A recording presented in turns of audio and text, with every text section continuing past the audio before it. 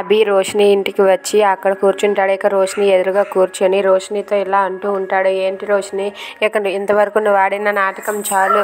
నువ్వు ఈ నాటకానికి చెక్ పెట్టేసి ఈ ఊరు వదిలి వెళ్ళిపోతావా లేదా అని చెప్పి గట్టిగా అంటూ ఉంటాడు. అది విని రోషిని అయితే, ఏంటి నా డైలాగ్ నువ్వేస్తున్నావేంటి, అయినా ఆ మాట నేను అనాలి, నువ్వు అనడం ఏంటి, నువ్వు ఇలా చేసినందుకు నేను ఎంత బాధపడుతున్నానో నీకు తెలుసా అని అంటూ ఉంటుంది. అది విని అక్కడ ఉన్న అభి ఇలా అంటూ ఉంటాడు. అయినా నీ చేత ఇదంతా నటించిస్తుంది ఎవరు, నీ చేత ఈ నాటకాన్ని ప్రదర్శించింది ఎవరు, ఆ సూత్రధారి ఎవరు అని చెప్పి అడుగుతూ ఉంటాడు. అది విని రోషిని అయితే ఆ సూత్రధారివి నువ్వే అని చెప్పి చూపిస్తుంది.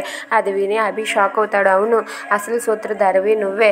బాబీకి నేను అమ్మను కాకపోయినా నువ్వే తినే అమ్మ అని నా ఫోటో చూపించి నువ్వే ఈ నాటకానికి సూత్రధారివి అయ్యావు. ఆ రోజు నువ్వు అలా చెప్పుండకపోయి ఉంటే ఈరోజు నా మట్టుకు నేను ఉండేదాన్ని, మీ మట్టుకు మీరు ఉండేవారు. కానీ బాబీని నాకు దగ్గర చేసి నువ్వే తప్పు చేసావు. అలాంటి నువ్వు ఇప్పుడు తిరిగి నన్ను అంటావా? అసలు నన్ను అనే ఛాన్స్ నీకు లేదు. అయినా సరే నువ్వు బాబీకి తన తల్లి ఎవరో చెప్పే తీరాలి.